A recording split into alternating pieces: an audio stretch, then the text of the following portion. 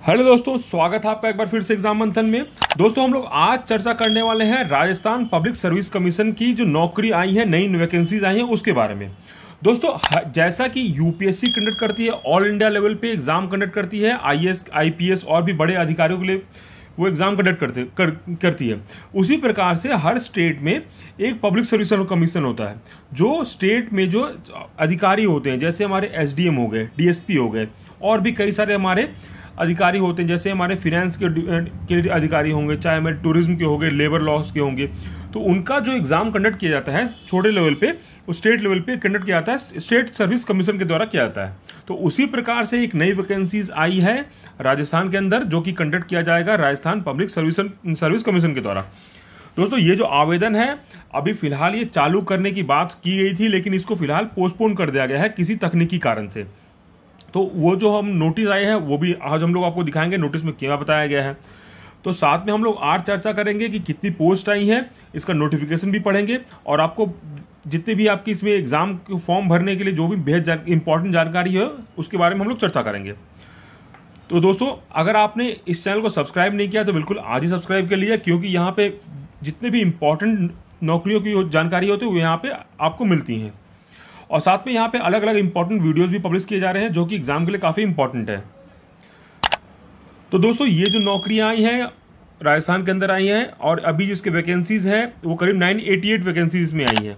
ठीक है, तो ये वैकेंसीज काफ़ी ज़्यादा हैं। अगर आप देखें इसमें एडमिनिस्ट्रेटिव सर्विस, जिसमें कि हमारे एसडीएम पोस्ट बनते हैं, और भी जैसे उनके कई सारे कार्यभार उनको दिया जाता है, तो ये जो पोस्ट होता है वो डीएम के अंदर के नीचे होता है। तो अगर आपको यूपीएससी अगर आप दे रहे हैं, तो साथ में आप अगर स्टेट से बिलोंग करते हैं राजस्थान के, तो बहुत अच्छी बात है। अगर आप किसी बाहर स्टेट से भी बिलोंग करते हैं तब भी आप एग्जाम दे सकते हैं। तो बस इसमें फोकस क्या करना होगा, थोड़ा सा आपको राजस्थान का जो है हिस्ट्री, कल्चर, सोसाइटी, वहाँ की ज्योग्राफी, उसके बारे में थोड़ा ज़्यादा क्वेश्चन पूछे जाते हैं, तो वो आपको एक बार पढ़ना पड़ेगा। दोस्तों हम लोग बात कर रहे थे राजस्थान एडमिनिस्ट्रेटिव सर्विसेज की, तो यहाँ पे करीब 76 पोस्ट आई हैं, जो कि काफ़ी अच्छी क्वांटिटी है किसी भी साल में एक एसडीएम के लिए। उसके बाद हम लोग राजस्थान पुलिस सर्विस की बात करें, जिसमें आपको डीएसपी बनाया जाता है, उसकी भी अच्छी वैकेंसी है, वो करीब 77 वैकेंसीज हैं। अकाउंटेंट सर्विसेज की करीब 32 वैकेंसीज हैं, और इंडस्ट्रियल सर्विस की 4, टूरिज्म सर्विसेज की 4। दोस्तों इसमें जो है करीब 21 वैकेंसीज आई हैं। तो उनके बारे में सबको यहाँ पे हम लोग जब नोटिफिकेशन देखेंगे तो उसमें आराम से डिटेल से दिखाया गया है कि कौन सी वैकेंसीज में कितनी कितनी पोस्ट आई हैं। तो उसके लिए हम लोग जब नोटिफिकेशन पढ़ेंगे तो उसमें आपको बिल्कुल क्लियर हो जाएगा। दोस्तों ये जो था स्टार्टिंग डेट ऑफ जो था वो 28 तारीख से चालू होने वाला था, 28 जुलाई से, लेकिन फिलहाल के लिए उसको पोस्टपोन कर दिया गया है। तो ये पोस्टपोन क्यों किया गया है, क्योंकि किसी तकनीकी कारण से ये एग्जाम का जो फॉर्म भरने का प्रक्रिया था उसको पोस्टपोन कर दिया गया। इसकी लास्ट डेट जो थी, चूंकि अब क्या हुआ है कि अब फॉर्म भरने का चालू नहीं किया गया है, तो उसको फिर लास्ट डेट को भी फिलहाल पोस्टपोन कर दिया गया है। ये दोनों के बारे में जो जानकारी है वो जब फिर से गवर्नमेंट इसको नोटिफाई करेगी। देखिए यहाँ पे मोड ऑफ एप्लीकेशन क्या है, वो है ऑनलाइन। अगर हम लोग एज की बात करें तो करीब 21 से 40 साल के लोग इसमें अप्लाई कर सकते हैं।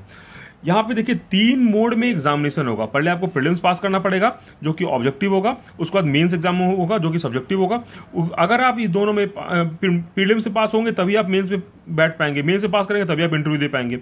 तो यहाँ पे अगर आप सबसे फाइनल राउंड में जो पास करने पे मेंस का नंबर जो देख करके अगर आप पास कर जाते हैं तो आपको इंटरव्यू लिया जाएगा। उसके बाद आपको इंटरव्यू में अगर आप पास कर जाते हैं तब आप चयनित किए जाएंगे। दोस्तों इसकी जो ऑफिशियल वेबसाइट है rpsc.rajasthan.gov.in इसकी ऑफिशियल वेबसाइट है। दोस्तों अब हम लोग चलते हैं, पहले नोटिफिकेशन देखते हैं कि नोटिफिकेशन में क्या क्या चीज़ें इंपॉर्टेंट हैं एग्जाम के लिए, और क्या क्या उसके बारे में जानकारी दी गई है। दोस्तों ये है ऑफिशियल नोटिफिकेशन जो इशू किया गया है ये इस पोस्ट के लिए। तो इसका जो अगर आप देखेंगे तो यहाँ पे सारी वैकेंसीज के बारे में बताया गया है। अगर हम लोग यहाँ पे स्क्रॉल करें तो सारी वैकेंसीज में कितनी कितनी पोस्ट आई हैं और किस कैटेगरी में कितनी पोस्ट दी गई हैं उसके बारे में यहाँ पे डिटेल से चर्चा किया गया है।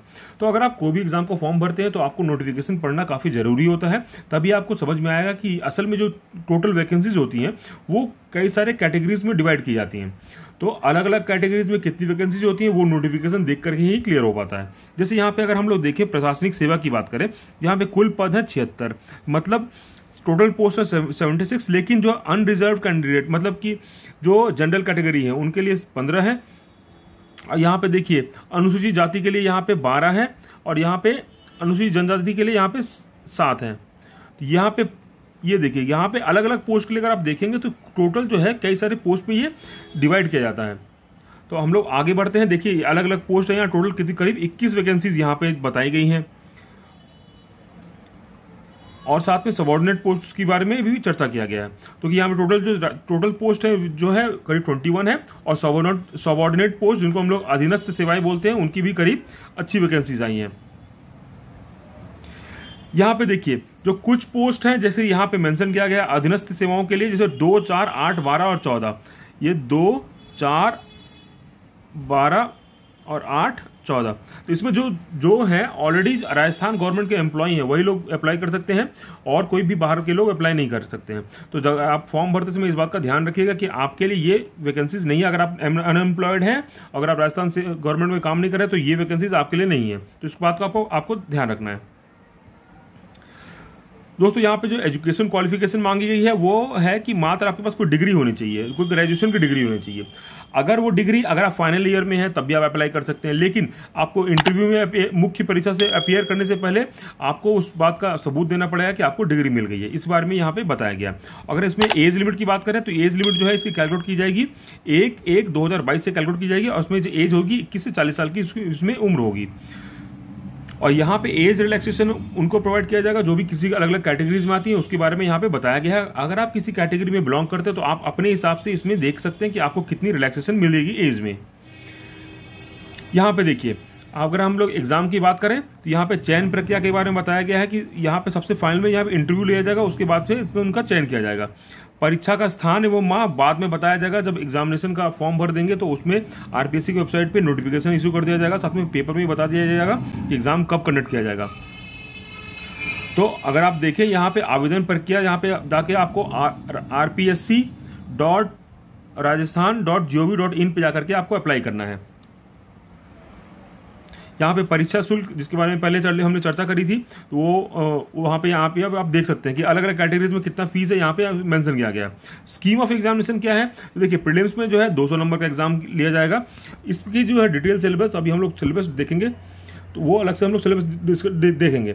यहाँ पे 200 नंबर का एग्जाम आपका पेपर होगा 3 घंटे का, जिसमें करीब 200 मार्क्स का होगा, और इसमें जनरल नॉलेज और जनरल साइंस भी इसमें पूछा जाएगा। इसमें आप पास करेंगे तभी आप मेंस एग्जाम दे पाएंगे।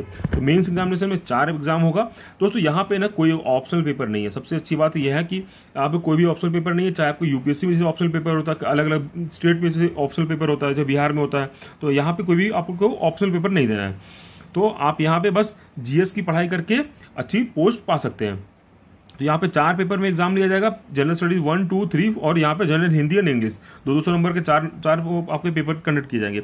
और इसमें जो दोस्तों एक खास बात क्या है कि आपको हर एक में 10% मार्क्स लाना है, और टोटल जो आपका मार्क्स होगा करीब 15% जो एग्रीगेट है, मतलब 800 का जो एग्रीगेट है उसको 15% होना ही चाहिए, तभी आपको उसके लिए कंसिडर किया जाएगा। अगर आप क्वालिफाई करते हैं तभी आपको इंटरव्यू के लिए बुलाया जाएगा। देखिए और भी क्या क्या इंपॉर्टेंट पॉइंट्स है जो एग्जाम के लिए क्या क्या हो सकते हैं। तो दोस्तों इतने ही पॉइंट्स है जो एग्जाम के लिए काफ़ी जो इस नोटिफिकेशन में। अब हम लोग चलते हैं, हम लोग देखेंगे डिटेल सिलेबस जो प्रीलिम्स का नोटिफिकेशन में बताया गया, डिटेल सिलेबस क्या क्या पूछा जाएगा। दोस्तों ये है राजस्थान पब्लिक सर्विस कमीशन के द्वारा डिटेल सिलेबस बताया गया था कि प्रीलिम्स एग्जामिनेशन में क्या क्या पूछा जाएगा।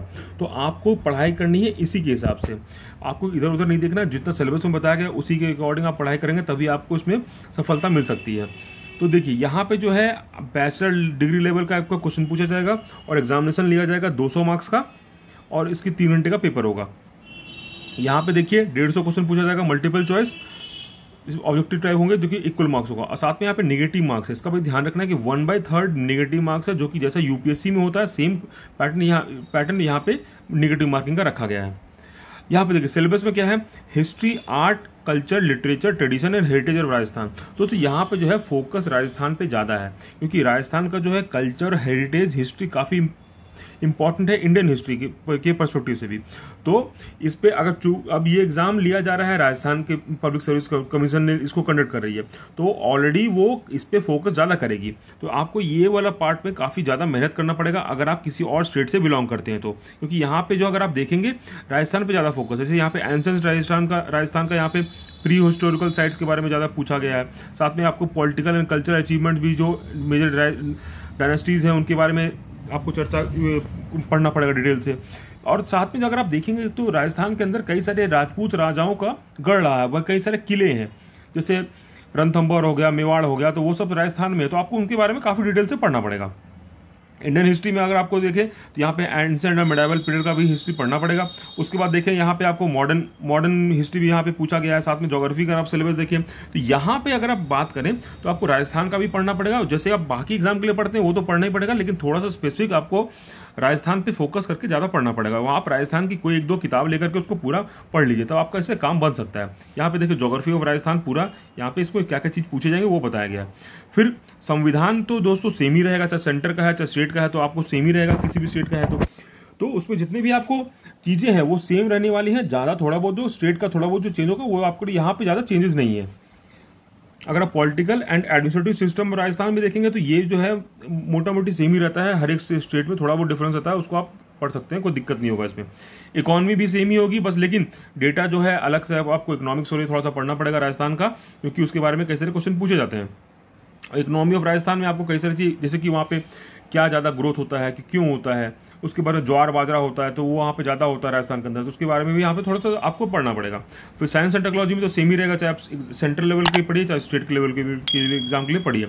और रीजनिंग और मेंटल एबिलिटी में आपको ये जो है बाकी, जैसे अगर आप एग्जाम के लिए तैयारी कर रहे हैं तो आपके लिए ये काफ़ी आसान पार्ट है, ये टफ पार्ट नहीं है दोस्तों। यह करंट अफेयर्स तो है ही, वो सभी एग्जाम में पूछते हैं तो यहाँ भी पूछा जाएगा दोस्तों। अब हम लोग बढ़ते हैं नोटिफिकेशन में, जिसमें बताया गया कि एग्जामिनेशन का जो फिलहाल भरने की जो प्रक्रिया है उसको पोस्टपोन कर दिया गया, उसको हम लोग देखते हैं दोस्तों। ये जो देखिए आप नोटिफिकेशन है, इसमें क्या बताया गया, इसमें यह बताया गया कि जो फॉर्म भरने की जो प्रक्रिया थी वो 28 तारीख से चालू होने वाली थी और 27 अगस्त तक चलने वाली थी, लेकिन किसी तकनीकी कारणों के कारण इसको स्थगित कर दिया गया है। और इसकी नवीन तिथि के संबंध में आयोग की वेबसाइट एवं समाचार पत्रों के माध्यम से शीघ्र सूचित कर दिया जाएगा। तो आपको इस बारे में टेंशन नहीं लेना है, बस आपको इस बार का ध्यान रखना है कि राजस्थान का जो स्टेट पीसीएस का एग्जाम आने वाला है उसका फॉर्म जल्दी आने वाला है, तो आपको बस जाकर के आराम से फॉर्म भर देना है ताकि आप राजस्थान के पेपर में अपीयर कर सकें। दोस्तों अगर आपको इसको फॉर्म भरना चाहते हैं तो आपको राजस्थान की वेबसाइट है आरपीएससी की, उसके वेबसाइट पर जाकर फॉर्म भर सकते हैं। दोस्तों आज के लिए जो इंपॉर्टेंट जॉब की चर्चा थी, इतनी ही चर्चा थी। मिलते हैं नेक्स्ट जॉब वैकेंसीज में जल्द ही। आज के लिए इतना ही, धन्यवाद।